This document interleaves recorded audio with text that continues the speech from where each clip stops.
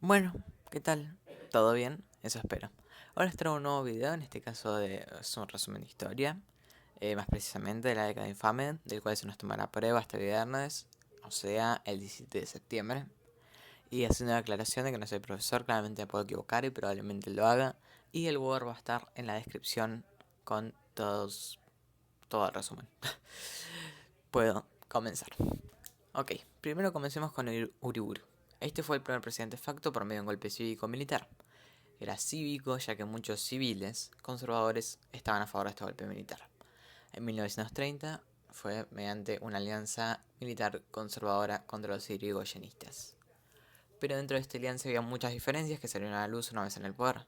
Mientras que Uriburu aspiraba a crear un gobierno militar duradero para reestructurar el sistema político, justo solamente quería que los militares eh, sean como una protección para su gobierno, el cual funcionaría como una transición hasta llegar a un gobierno civil.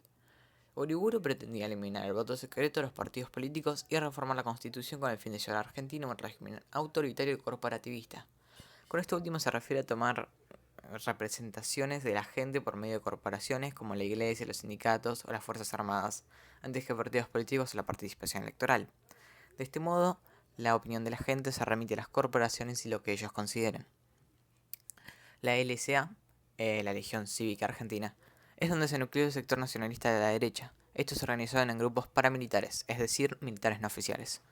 Estos se encargaron de la reivindicación del golpe de Estado y oponerse a los que querían moderar las normas mencionadas por Uriburu.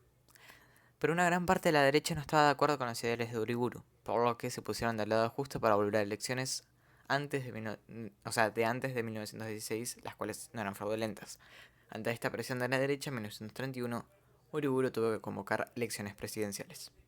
En esas elecciones, Justo se postuló como presidente del partido Concordancia. Por otro lado estaba la alianza con Lisandro Torres a la cabeza. Esta fue su única oposición, ya que Irigoyen estaba desterrado. Al haber vetado, ellos radicales decidieron abstenerse durante estas elecciones. Justo ganó las elecciones y rápidamente se empezaron a notar las diferencias de opiniones entre toda la gente que conformaba esta alianza, en especial por el Pacto de Roca-Runciman. ¿Qué es el Pacto de Roca-Runciman?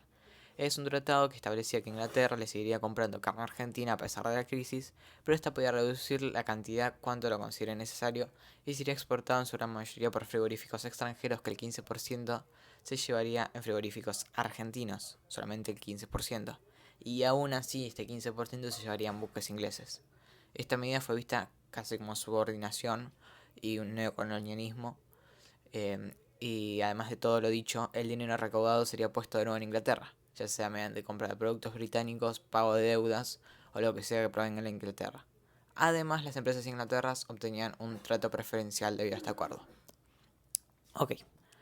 De la Torre expuso que bajo la supervisión del gobierno de Justo, los frigoríficos extranjeros hacían evasión de impuestos, ocultaban ganancias y beneficiaban a algunos ligados al gobierno de Justo y a la sociedad rural, como al propio ministro de Agricultura. Esto llevó a un debate en el cual el compañero de bancada de la Torre y abogado Enzo Boradere terminaría asesinado en una sesión de Cámara de Diputados, llevando a la Torre a retirarse de la política y a, en 1939, suicidarse. Ok.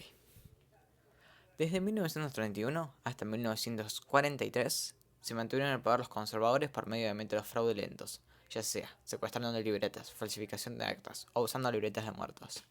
También había caudillos encargados de que la gente vote a los conservadores por medio de regalos empleados a sus favores, aunque si estos no accedían había matones para que estos accedan por medio de la fuerza, retrocediendo así de la ley Sanz Peña. Como según los conservadores, ellos eran los únicos que podían usar bien la política, llamaron a esto un fraude patriótico, según Manuel Fresco, el gobernador de Buenos Aires, ya que se supone que estaban salvando la patria de los radicales. Debido a esto, se le otorgó a este periodo el nombre de la década infame. Debido a la Gran Depresión, crisis de 1929 en Estados Unidos, la cual afectó a nivel mundial, en Argentina empezó a haber muchas menos exportaciones que importaciones en cuestión de agroexportación, lo cual concluyó en una caída de nuestra divisa. Además, debido a la baja de precios internacionales, terminamos con altos niveles de desocupación. Esto trajo dos cosas. Por un lado, se empezó a movilizar una industria nacional dirigida al mercado interno, y por otro, una intervención del Estado en la economía, por lo que el Estado creó el Banco Central. Para esto, para que con este poder financiar con créditos lo que ellos creían que era correcto y controlar la divisa. Además, se implementó el control de cambio de divisa. Esto consistía en que cuando un exportador traía una divisa de afuera, la vendía en el mercado oficial a un precio inferior que en el mercado libre. Luego, el Estado las vendía al mercado libre asegurándose una ganancia. Mientras que cuando alguien importaba algo necesario para la Argentina o para la industrialización argentina, pasaba por el mercado oficial, en el cual vendía la divisa más barata. En cambio, si compraba algo que no cumplía con los requisitos, pasaba a venderse al mercado libre donde la divisa era más cara, incentivando así la compra de productos necesarios para Argentina y su industrialización. Ok.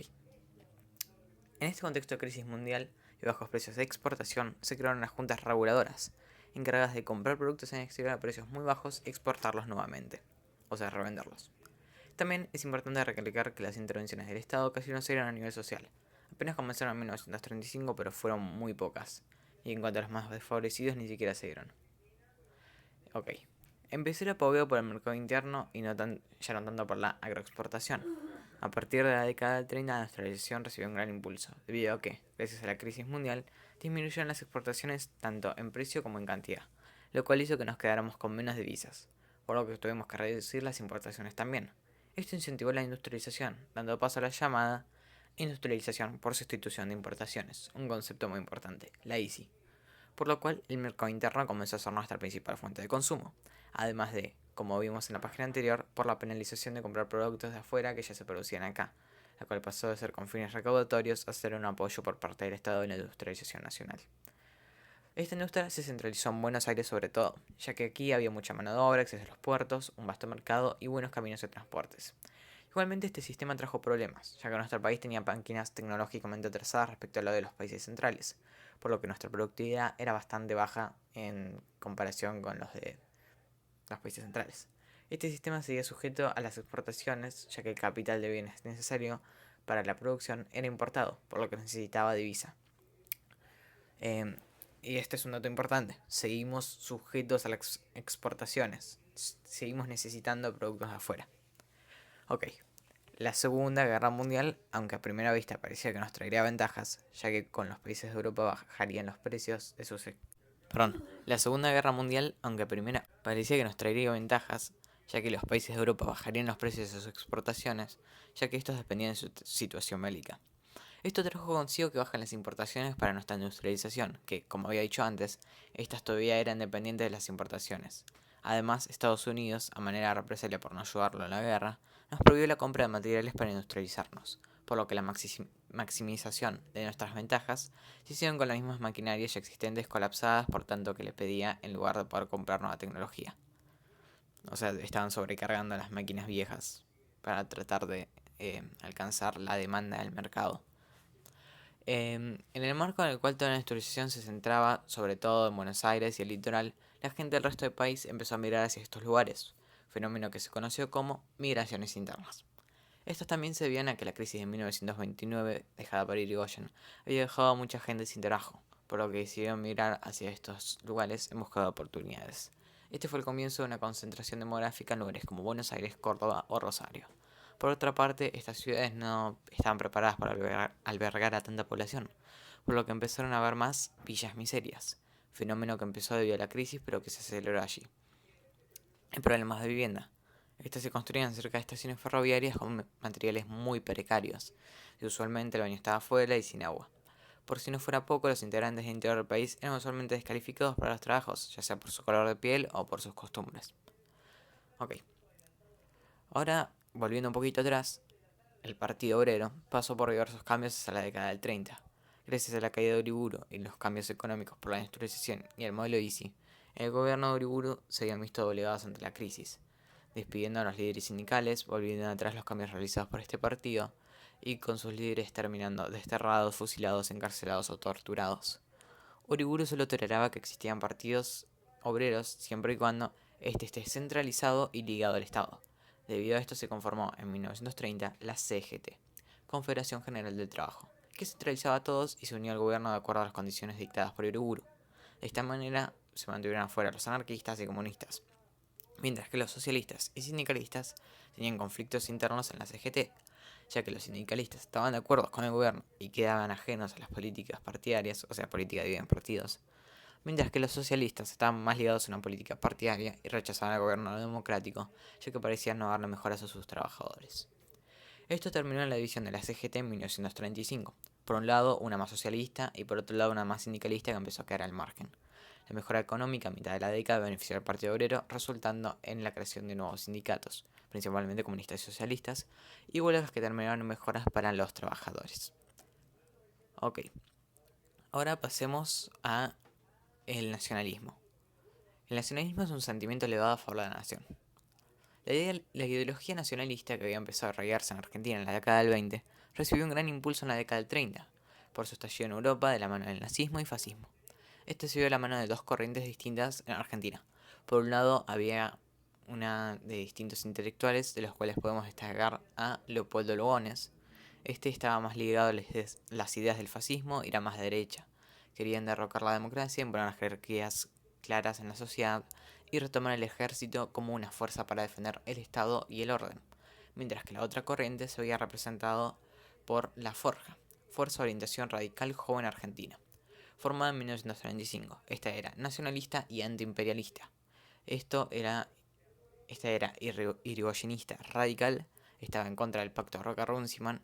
Estos planteaban que estábamos bajo un neocolonialismo, principalmente por parte de Inglaterra, ya que dependíamos económicamente de ellos. Y también había otra corriente conocida como revisionismo histórico, que encontraba a Rosas como el defensor de la argentinidad frente a los intereses de las potencias extranjeras. Pero a esa corriente no se le daba tanta importancia. Ok, ahora pasemos a la presidencia de Ortiz Castillo. Esta estaba formado por un choque de ideas, ya que mientras Ortiz era radical antipersonalista, formaba parte de la Unión Cívica Radical Antipersonalista, Castillo era conservador.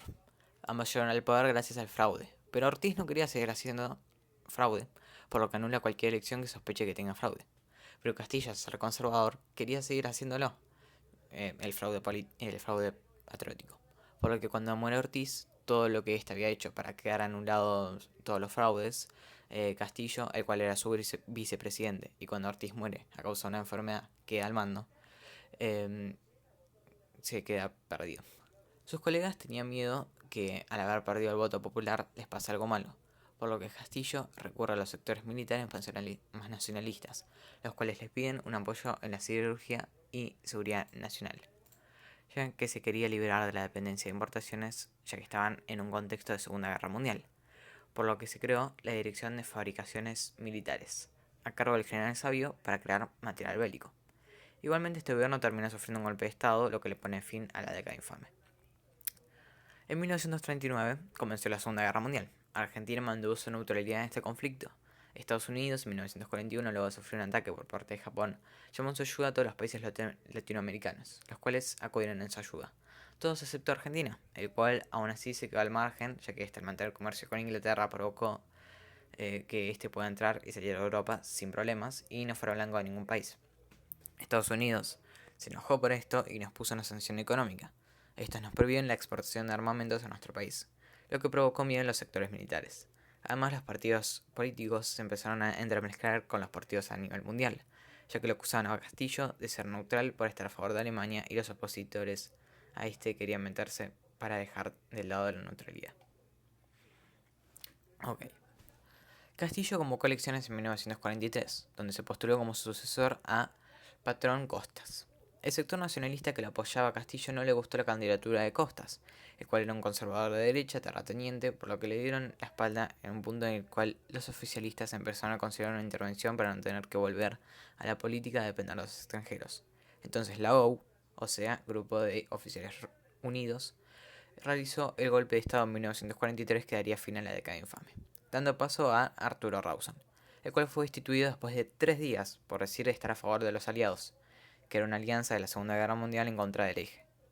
Luego asumió Pedro Ramírez, el cual estableció la educación católica obligatoria, que hasta ese momento era laica, o sea que independiente de las creencias del Estado. Cuando el cónsul fue detenido en una misión oficial de comprar armas a Alemania, Estados Unidos nos presionó para que cortáramos relaciones con el eje, y cuando Ramírez cedió a los militares, Cuando Ramírez cedió ante los Estados Unidos, los militares sacaron a Ramírez por ceder ante los Estados Unidos y pusieron a Edelmiro Farrell a cargo. Este fue el que, como dije antes, terminó metiéndose en la guerra 1945, con la guerra casi terminada y nada más Japón en el mapa, por lo que Estados Unidos no lo tomó como que nos metimos en la guerra. Ok, aquí termina el resumen de hoy.